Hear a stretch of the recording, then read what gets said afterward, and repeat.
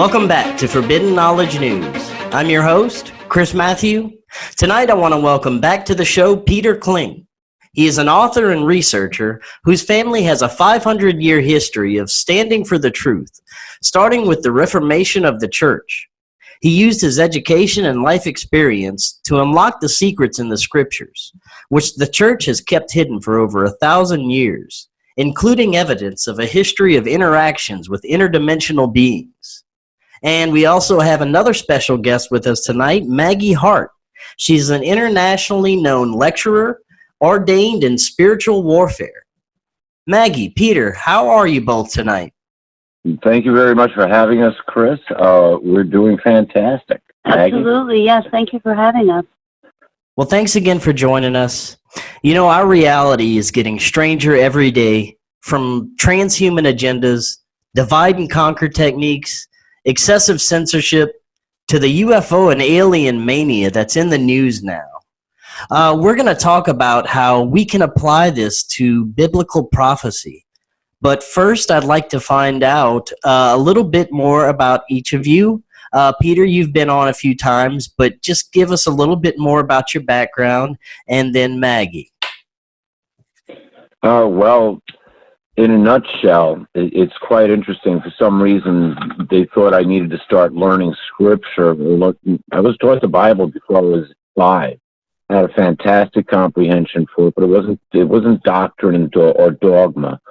It was prophecy and history that I was learning, and actually the spiritual aspect of it as well to some extent. But at the age of 9, I actually had a dream which about a week later happened. I lived through a dream that I had, which unfortunately the spiritual door got slammed in my face, and so I turned to science.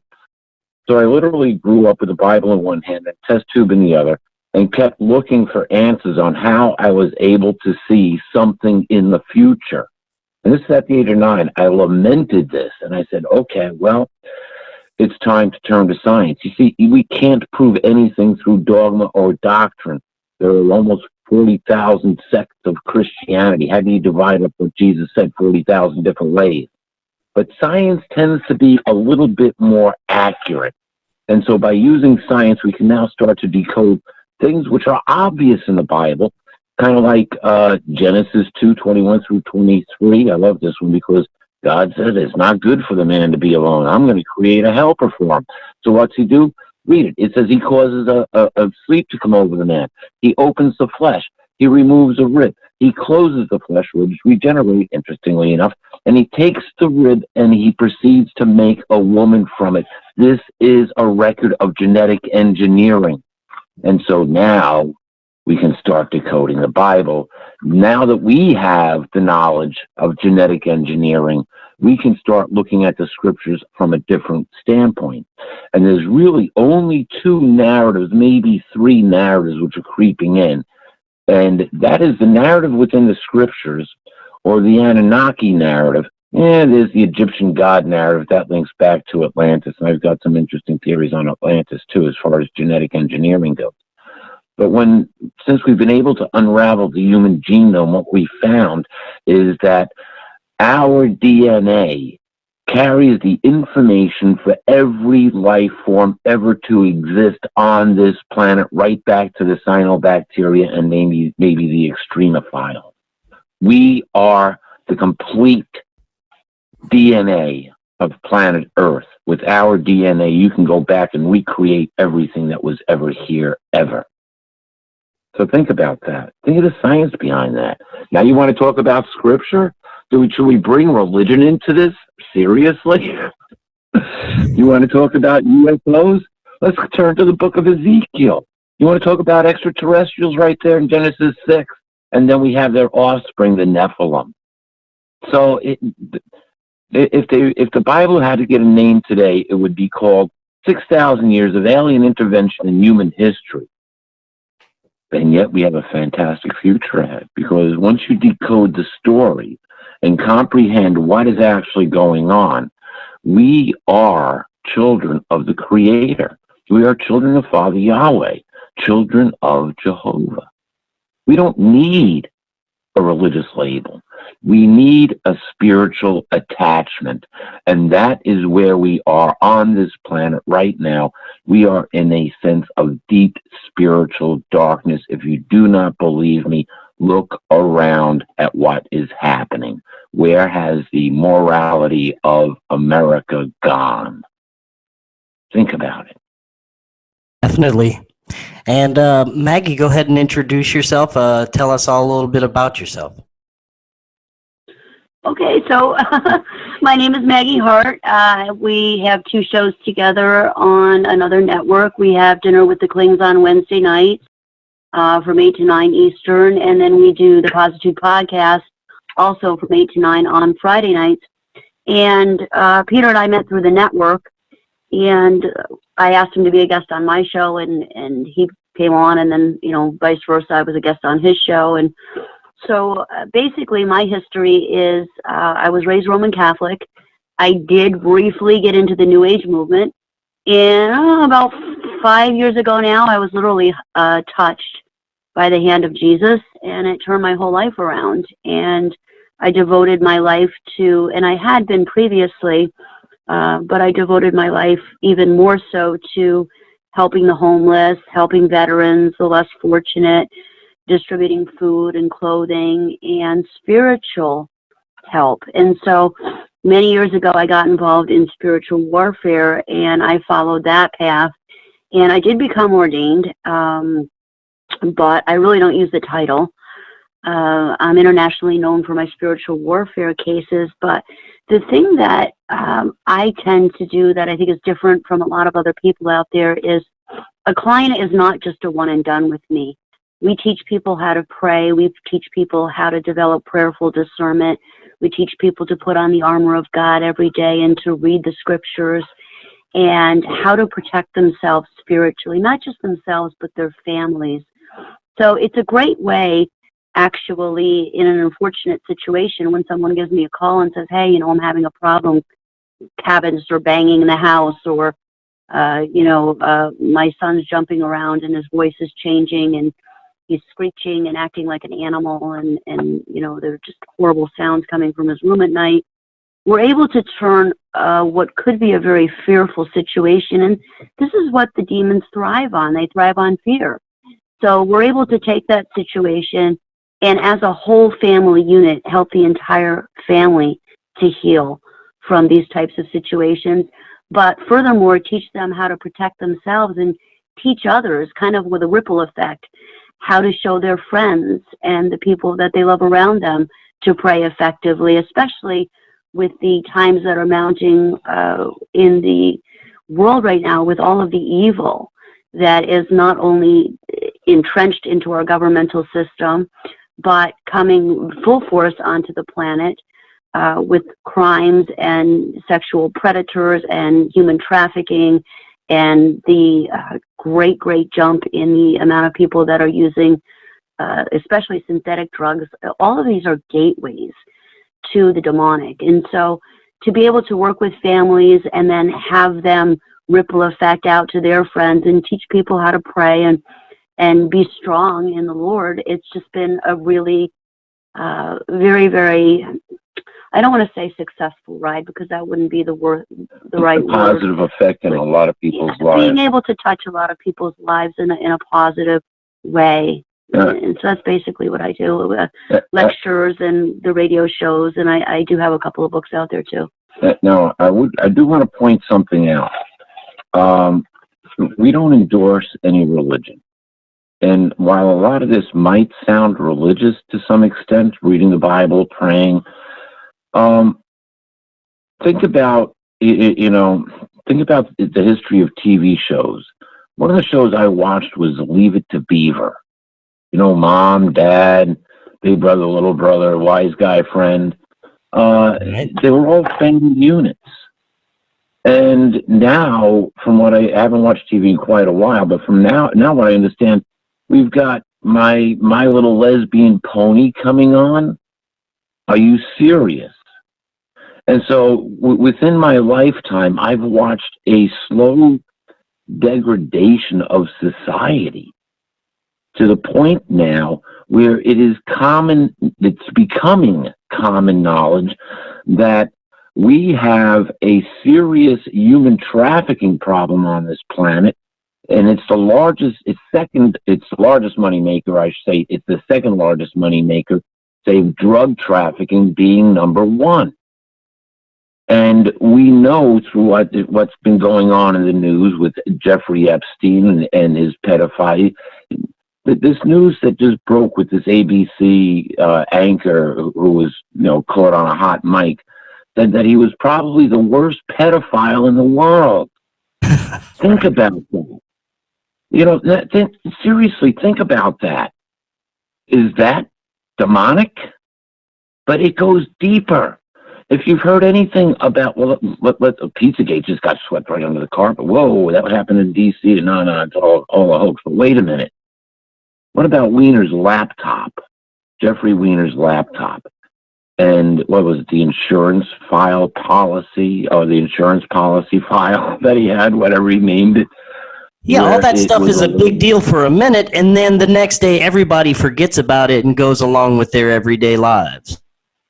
Yeah, right. Except for one of the officers that was involved in that, who now lives in Russia. He's safer. He feels safer in Russia, and he's got all of the Jeffrey Epstein tapes, and he's got allegedly he's got this Clinton file too with him. So guess what? The Russians have it as well. So, and he was one of the policemen that found Weiner's laptop. Now, I'm not going to get into what was on there, but let's face it. We just passed one of the most satanic holidays on the planet. Do you really think that children were not sacrificed during this time period? And we see all the little kids going around in costume. But what's happening at the uppermost echelon? What's happening within these eyes wide shut parties what happens beyond that? It's all been reported on. We know what happens to these children. Something we've seen in the past few years is a revealing of this activity and a revealing of the deep state. And, after this Epstein fiasco, I see more people than ever questioning reality, questioning what's really going on behind the scenes. Do you think that we're going to see a continuation of this? I see half the people questioning it. Half of them are still asleep. What do you see going on in our future with that? Well, if they're asleep, they're not going to be asleep for too long. However, we're going through a polarization of society, if you haven't noticed. And the pendulum has swung to the left about as far as it's going to swing from a societal standpoint at this juncture. Okay? Let's go to 2 Thessalonians, 2nd chapter. It talks about this man of lawlessness who makes himself a god and sits presenting to be God in his throne. And this man of lawlessness will be exposed. Well, who is this man of lawlessness that can make himself a god? Let's see. Pope Francis have it come to mind? Think about it. The Pope is supposed to be a god on earth. And think of all the things that Francis has done. He's a Jesuit, number one, so he's an illegal Pope. He's carrying out the Jesuit and the Church initiative, which is a one world government, and they're using this, quote, carbon tax in order to turn around and the whole Green New Deal. Yeah. The only way that works is if about 2/3 of the population dies. Hello, Georgia Guidestone. And you know who's right with them? The Zionist banksters, because they are the biggest money makers on the planet. And that has to change. And so we see some of this going on, but it has to be exposed. It says the man of lawlessness will be exposed. So right now we're starting to see the edges burn. So yes, in answer to your question, according to biblical prophecy, but also just because of the fact that finally we're able to kind of override the mainstream media with shows such as yours that are promoting the truth to the public, people are starting to wake up. It has been a slow process, but they are starting to wake up. And yes, I do think that that will continue on as we go forward, especially as some of these documents are released and some of these Epstein tapes are revealed, and more of what he's got written down in his little journals and things like that. Yeah, this report has specifically mentioned Clinton. Think about that. Yes, more will be coming to light, and people will start to wake up more as we go forward. So if the news had this, a couple of years ago, if the news had this, what do you think the government already has? And they're playing, I'm not going to say games, but there's been a lot of smoke from, let's say, the Trump administration. And I think they're holding all the aces right now because the Democrats are, I mean, come on, Trump released this telephone call. He released the documents on it, and the Democrats are still trying to find a way to impeach him. Are you serious? So they're all being played. Allegedly, there's over, 130,000 sealed indictments. California's got 24. You wonder why California's burning? PG&E, Rothschild Corporation, is burning out the people in California, trying to carry out the UN Agenda 21, forcing people in rural areas or in urban areas into major cities so they can gain better control over them. There's also a few other things sitting behind that the high-speed rail that California is supposed to build. Yeah, well, that may be going all the way to Beijing. So hold on to that. It might become part of the Belt and Road Initiative. Now, do you think that we can trust Trump? Based on my historical research, I don't trust any president that we've had. They've all been under some sort of control. Trump has done some things that are different. He seems to be an outsider, but how can we know it's just not part of a larger agenda? Maybe you take the first part. I'm going to follow up with the second part of that. So I was given, and anybody can have this, when you pray a lot, you develop what's called prayerful discernment. And so I do see, I am shown some things in the future, and I was shown that Trump would win the election, and it was very unpopular at the time, but I was shown that he would win. And what I was shown specifically was that Hillary Clinton would be implicated in a very horrific set of crimes against children. I wasn't given the name Pizzagate, so I couldn't say that honestly, but what I was shown was that she would be outed as a key player in very horrific crimes against children, and I was actually shown what they were doing to those children in certain circles, and it was very distressing to me. What I was shown in prayer was not like so many pastors and reverends and preachers are up on their podium screaming about that Trump is God sent. What I was shown is that for the time being, he is being used by Jehovah to fulfill Jehovah's will and in part prophecy. So in answer to your question, I don't trust anybody 100% either. And I don't believe that he was God sent, as so many of the other pastors and preachers out there speak about. I believe that he was and is being used to fulfill prophecy, and is being used to fulfill God's will to a degree. But there's always been a little something there that, I don't trust anybody 100% either. And so because of the fact, especially that I wasn't shown in prayer that he was God sent, as so many of these other guys are proclaiming, I'm going to hold out on that one. I think he's doing God's will for now, and the rest of it remains to be seen. He's a stick in the bicycle spokes of the cabals and the religions that are running the planet. Really, the deep state, what we call the deep state, is just, what we can see. They're the chess pieces on the board. We don't get to see who's behind the chess pieces and who's making the moves. We just get to see the pieces. I will tell you, sorry not to interrupt you, but I do believe that Melania, I know that she's Roman Catholic, but I do believe that she does pray and is a spiritual warrior in her own right. There have been many rumors about the fact that she would not enter the White House until it was blessed. And if you look at their recent trip to England, you can note the fact that they did not stay in the royal palace, and I think there's a reason for that. I don't think that she was comfortable staying there, and I think that she advised against it. And the reason that I say that is because I do believe that she is a prayerful person, and I believe she is aware of spiritual warfare, as is Trump. And so for that effect, I think that they are doing and have done a very, very important deed for this country, and not just politically, but behind the scenes in regards to exposing the human trafficking rings, getting rid of the bad guys, as it were.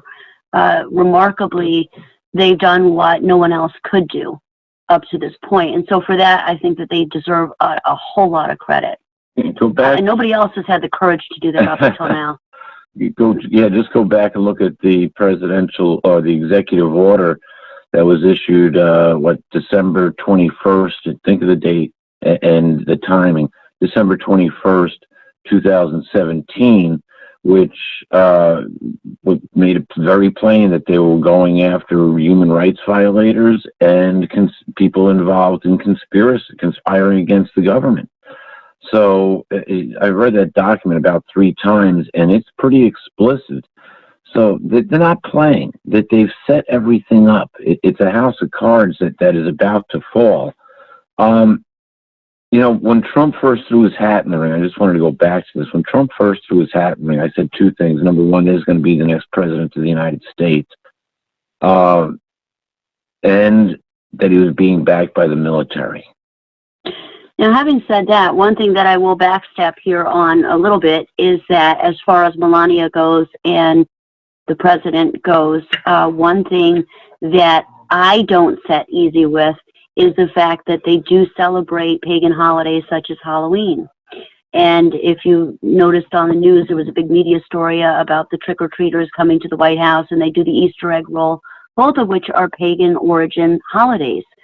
So having said that, there are a lot of people out there that are prayerful, but maybe misguided. So are they doing the best that they know how? And is he being driven somehow, maybe being given insight by Jehovah? I think that's possible. But when we look at the other side of the coin there, I kind of have to scratch my head a little bit because they are still engaging in some pagan holidays. What are your thoughts on that? I'm curious to know. Well, I myself, I don't follow politics because I happen to believe personally that even though Trump has done some different things, I still don't trust him. I keep an eye on things in the background that are going on, but I just happen to think that it's all controlled. I think it's all a show. I think it's all in order to steer us in certain directions. I think that there's a certain faction behind Trump. They may not necessarily be in a bad force. I don't know that for sure, but I just don't trust it because I think that there are agendas at play that aren't necessarily in our favor. Good point. Here's something that I sort of say about Trump being backed by the military when he, and there was specific reasons I said that. But I also said this: put Trump, Putin, and thee all in the same room, and they can change the world forever.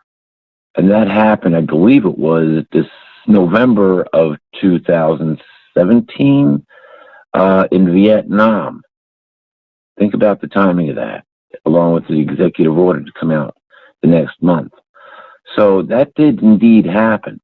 And there's a lot now we know about the negotiations with China. China's got to be cleaned out. China's banking system is run by the Jesuits. Think about who opened up China to really to turn it into a commercial powerhouse. It was Daddy Bush, while he was with the CIA, Knight of Malta, which makes him answerable only to the Pope, and Henry Kissinger, a Zionist shill. So we have essentially, takes us right back to the Knights Templar, the same people who invented the banking system, two riders on the same horse. One was being controlled by the church, the other one was being controlled by the Hebrews. There you go. It's a long, long, twisted history. Now, I will say that I am, I very happy to see all this pedophilia being exposed and the child sex trafficking and all of this.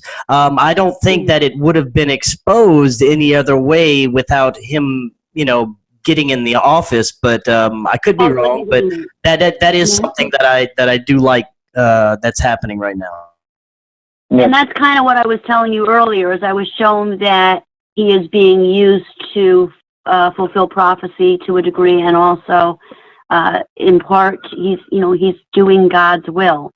So getting rid of the evil, getting rid of the pedophilia and the human trafficking, and exposing all these corrupt people in our higher echelons, especially right down to the lowest level, and also the policy that he's trying to enforce on immigration. The reason for that is the what are they called? MI6? Oh, no, wait, which one? Policy? The ones that are coming into the country illegally. A lot of these people are very horrific criminals, and they do need to be stopped from coming into our country illegally. Maybe they're a sector of it. There absolutely is, a lot that he's doing. And then we can take it right on through to the amount of jobs that he's created and what he's doing for the economy. Overall, on the surface, he's doing an amazingly good job, and I have to give him credit for all of the wonderful things that he's done for our country. However, as I said, I'm kind of on the same page with you in that, we'll have to wait and see how that plays out. Some things I've been shown in prayer, Peter knows, and I'm really not ready to disclose a lot of that right yet for some personal reasons. We'll go back to, think about the power brokers. I mean, the major power brokers here, Russia, China, and the United States. You've got India involved just by the sheer population and what they're doing in India.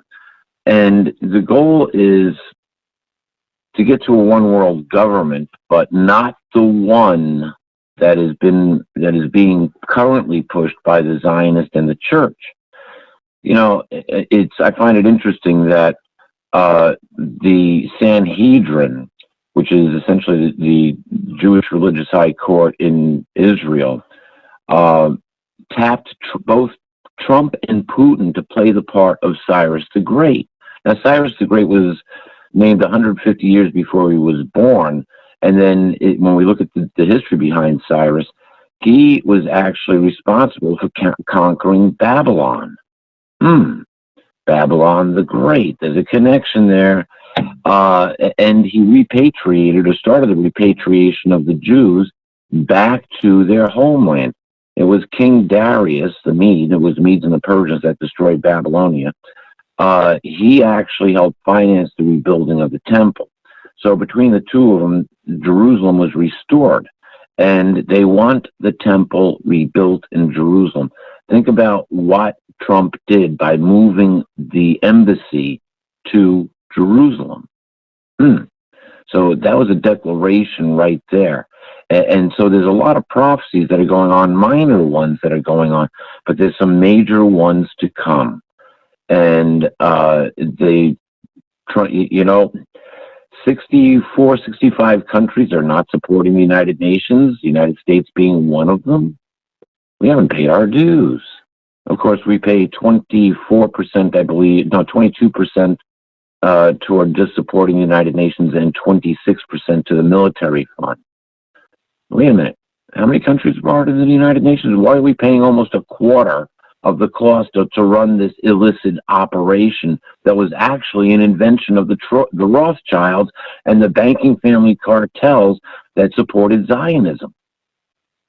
Do the history of the United Nations, the forerunner was the League of Nations. And before that, they tried doing that. It was back in 1815 at the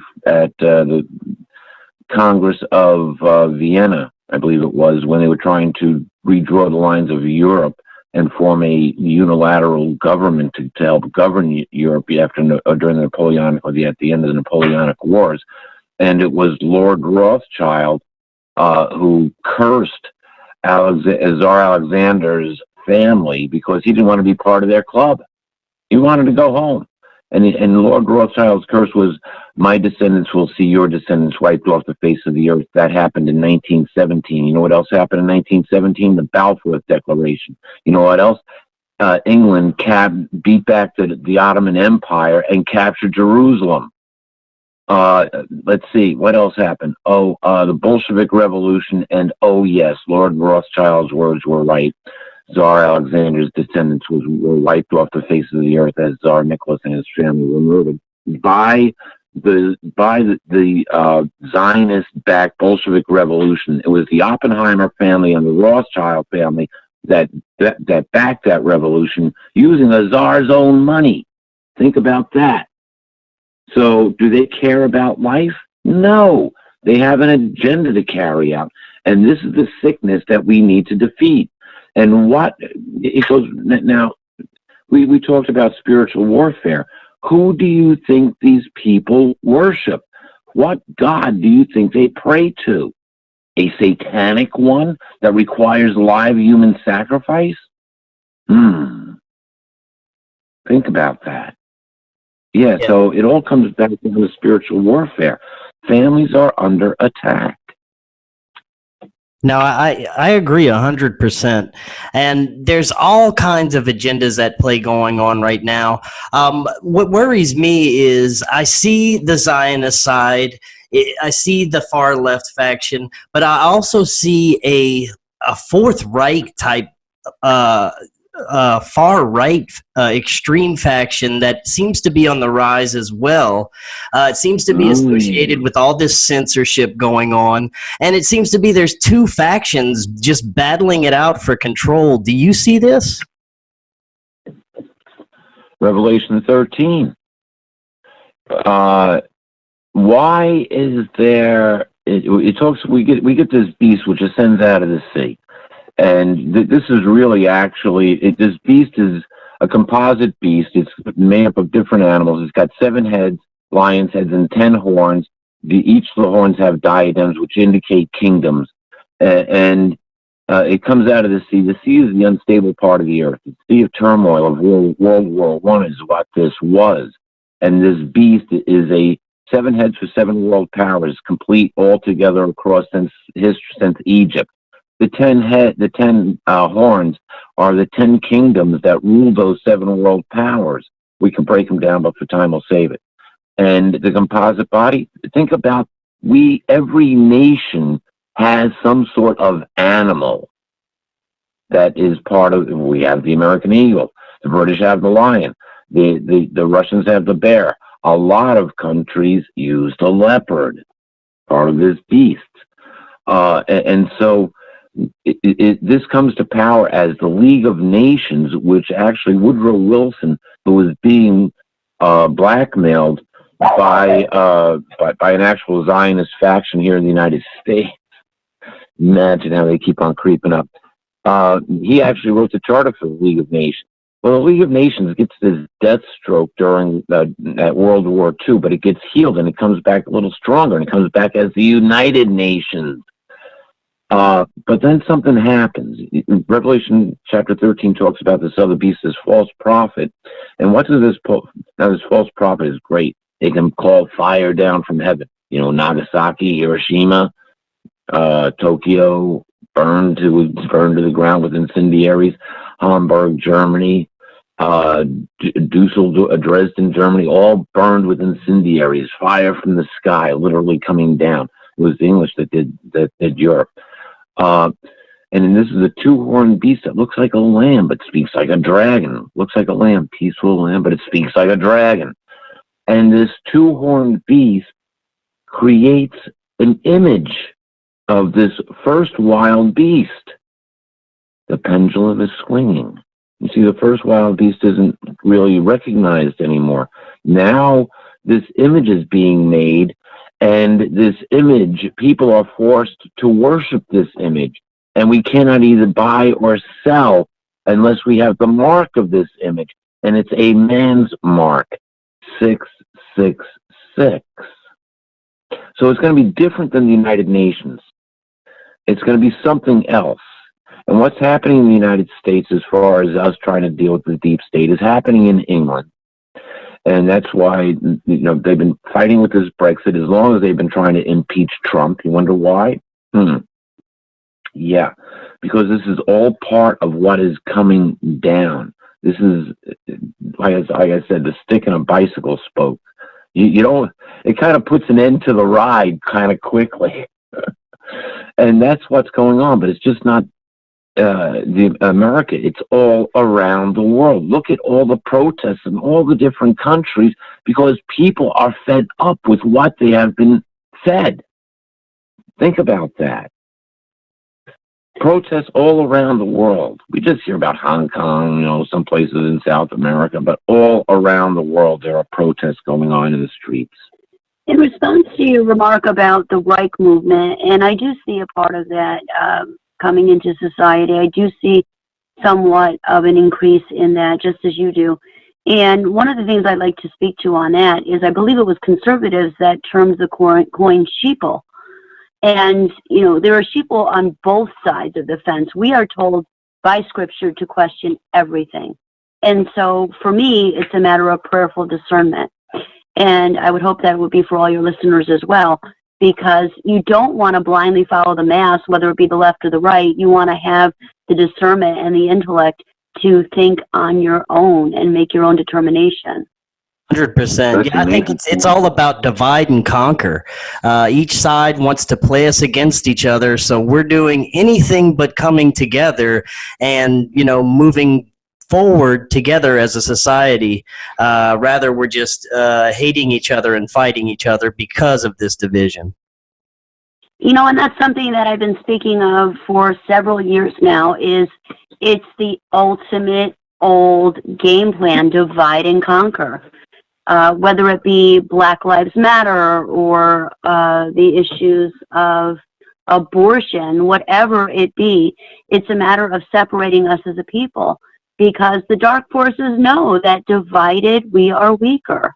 And so what a lot of us need to do is step away from social media, but not in light of, let's just take, for instance, the most recent presidential election. There were people on Facebook that have been friends for 30 years in real life. Well, I'm not going to talk to you anymore if you're voting for him, and I hate you, and I'm going to delete you and never speak to you again and block you if you voted for her.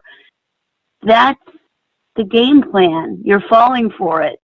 Let's join together as people. Let's help each other. Let's get to know our neighbors. Let's organize community gardens, and work together as a people, and structurally look at the system, look at what needs to be changed, and work together to change it. You agree?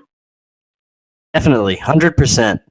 And we need to get to this before we run out of time tonight. We need to talk about the whole UFO thing. Right now, we're seeing footage from UFO. Mainstream media is talking about it like never before. I have done I've been researching this for a long time, and the more I look into it, the more of the nuts and bolts physical aspect of it falls away. It becomes more of an interdimensional type thing. It seems that these gray aliens may just be some sort of biological robots as an interface or interaction with us, with these interdimensional beings. It goes very deep, deeper than anyone will ever admit and any researcher can ever get to. But do you think what's happening right now is like a slow drip disclosure? Is it all disinformation? Are they preparing us for something? Is it going to be a fake invasion? What are your thoughts on what's happening right now with all of this?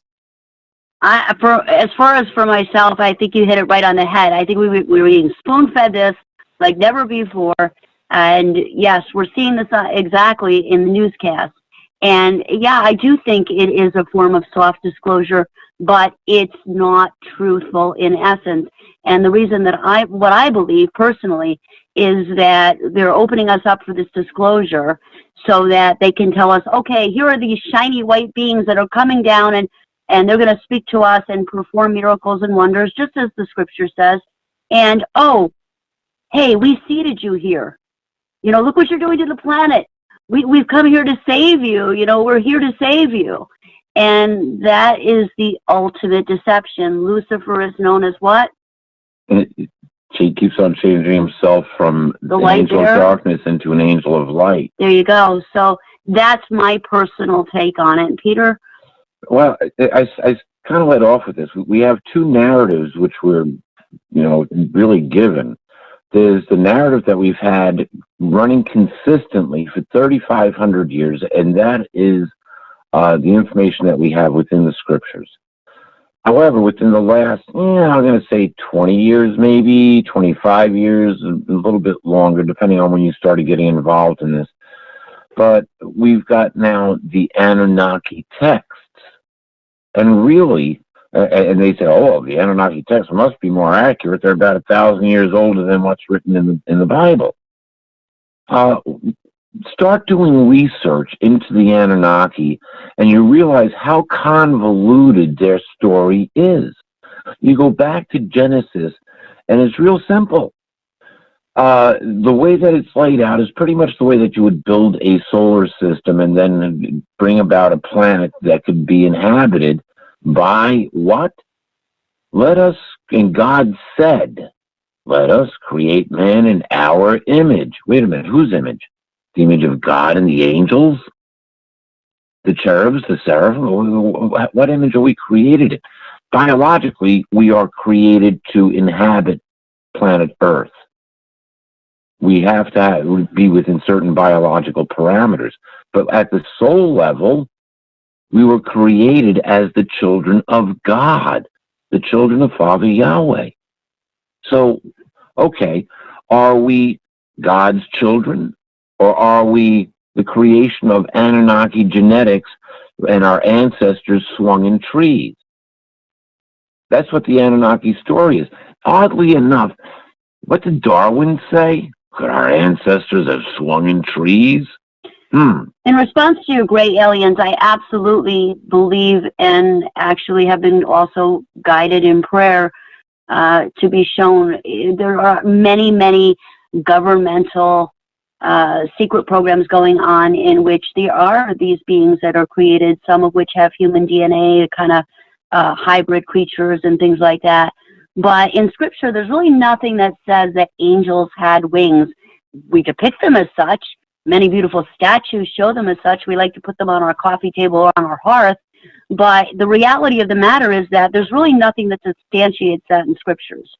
So when you take that and you look at the whole fallen angel story in the Bible and how Lucifer was thrown to earth to reign here, it would stand to reason that these creatures, since they don't have wings, need to get around in some sort of vehicles, right? Oh, you would think so. Or they're interdimensional. And there you go. That was the other side of the coin. Yes, absolutely. Now, Chris, you brought something up earlier when you mentioned that we're not dealing with flesh and blood. And go back to when what I call the first alien invasion, which is recorded in Genesis, the 6th chapter, or in the book of Enoch. What does it say in Genesis? It says, the sons of the true God saw that earth women were hot once they started to have a large population. And it says that they came and took wives for themselves, all whom they chose. It was an alien invasion, plain and simple.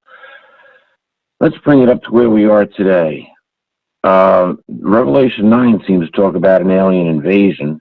You get to the latter part, you get to the middle part, it talks about this invasion that has a king over it once the pit of the abyss is open. Hello, CERN.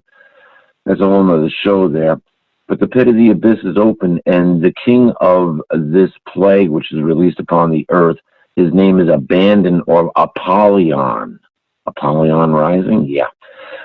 You go on, and it talks about a war that takes place, and there are two myriads of angels that come, which is approximately, well, they're actual spiritual warriors, interdimensionals, which come and they actually have a fight right here on planet Earth, and a third of the men die.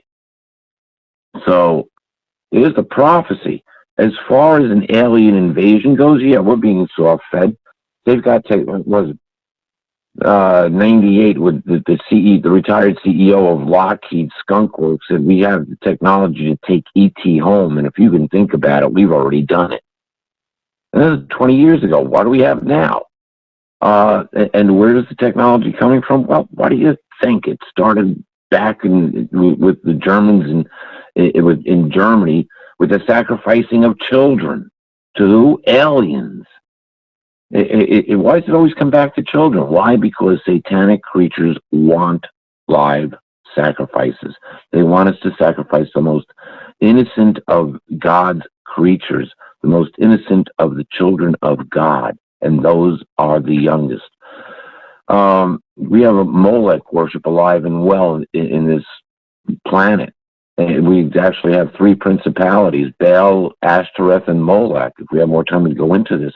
But the Bible talks about the Valley of Hinnom, and where was one of the places where Molech worship went on, which was recently excavated by archaeologists. And what they said is they found the remains of over 40,000 infant bodies, 80% of them were 3 months or younger.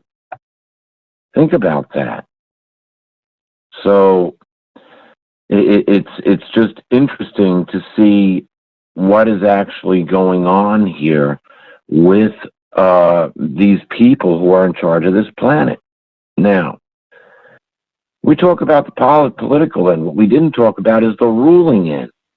The monarchies that run this planet, who believe they have the bloodlines going back to where? Ancient Samaria and the Anunnaki. The Anunnaki was essentially the second alien invasion of planet Earth. And if you look at the Sumerian text versus the Babylonian text, the story gets greatly embellished, where we know with the scriptures what is recorded there by the Dead Sea Scrolls are still very much intact. So go back to what we're told is the number one commandment. You must have no other gods before me, is what Father Yahweh said. He didn't. Yahweh never denied the fact that there were other gods out there. They were being worshipped by everybody. The Sumerians, the Egyptians, the Canaanites, whoever was out there, they were worshiping these other gods. And so we've got a plethora. Just go down the Egyptian list, we'd probably know that one the best. It's all the same story told over and over again, and those same gods, alien gods, are being worshipped today. Think about it. Why is there an Egyptian obelisk in St. Peter's Square?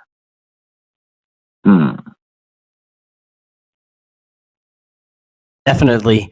And, you know, I think we are right now, we're seeing an apocalypse of sorts. It's more of an unraveling of the truth for everyone.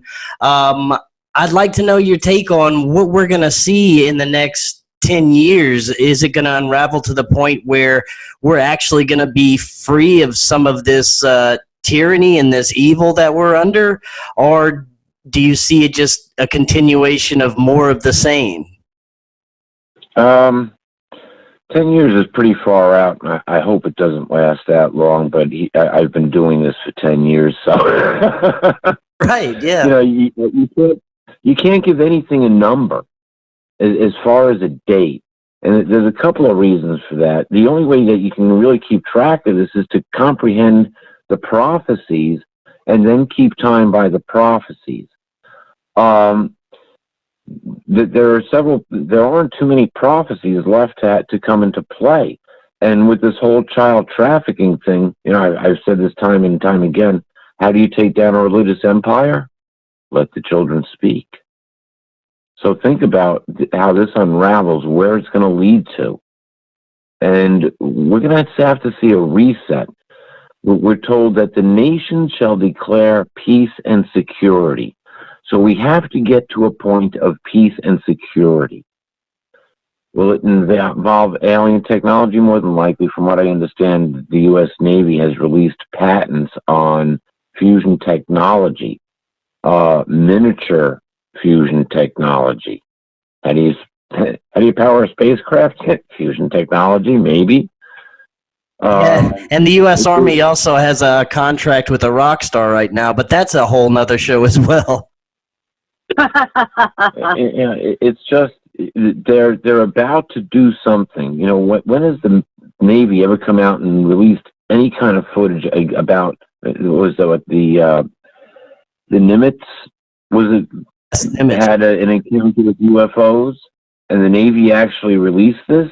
If this wasn't a soft disclosure, thank you. Yeah, it wouldn't be released unless they wanted it to be released. Absolutely not. And so, figure what Maggie said. We both saw this independently. There are genetic labs on the Earth, on the Moon, and on Mars. Yeah.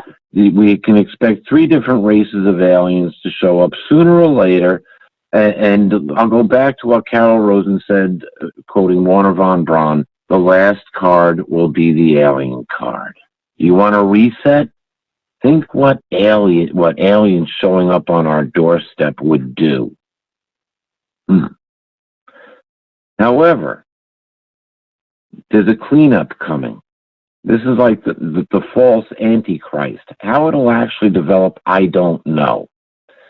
But go to Revelation 19, and it talks about the King of Kings and Lord of Lords, talking about Jesus Christ, who gave his blood for our sins, but not because we can't do what's right. It's because of our imperfect human DNA. He gave perfect human DNA so we could change things here on Earth. It bought him the legal right to control what goes on here on planet Earth. And Revelation 19 says that the King of Kings and Lord of Lords is going to show up with the armies of heaven. Armies, plural, heaven, across the entire cosmos.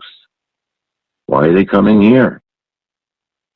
To arrest the rogue element controlling planet Earth.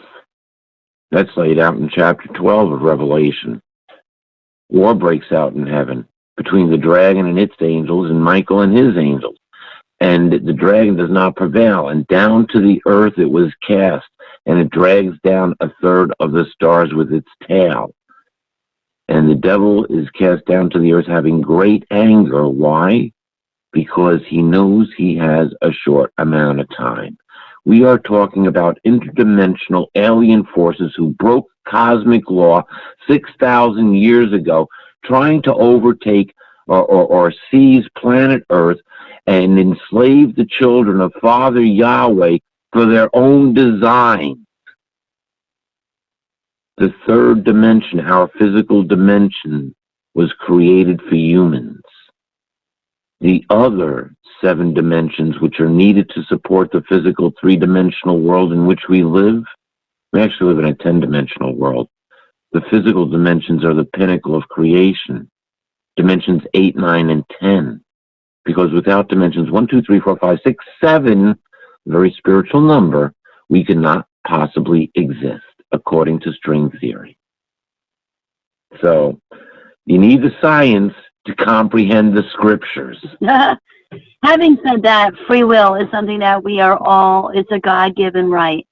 So as far as your question to how long will this all take, nobody knows for sure, and anybody that proclaims to know for sure isn't telling you the truth, I don't believe, because Scripture also says that nobody will know when he comes back, right? He's the only one.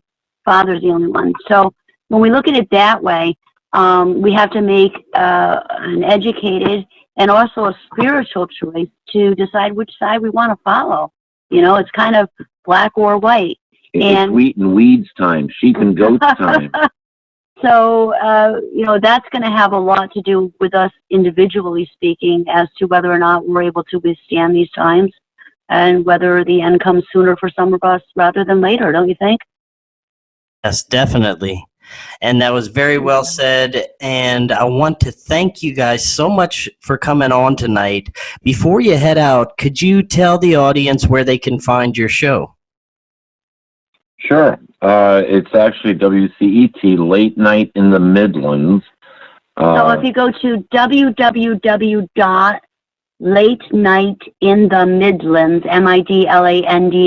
midlands.com, you'll find us there. We're on WCET FM. We're on Kaya, KYAH 570 AM. We're on iTunes, Paranormal Radio app. And on the main page for Late Night in the Midlands, all of our archives from the past year or so are supposed to be slowly being uploaded there. We're waiting with bated breath for that. But we're on Wednesday nights, 8 o'clock to 9 o'clock Eastern Standard. That's Dinner with the Klings. It's kind of a more fun show. You know, we do some recipes. We do some, basically what we try and do with that is have a fun show with topics that people talk about around the dinner table. Although we get a little bit more in depth. We do some entertainment, we do some news, we do some current events, and we do some spiritual stuff as well on that. And then Friday, 8 to 9 also Eastern Standard is the Positude Podcast.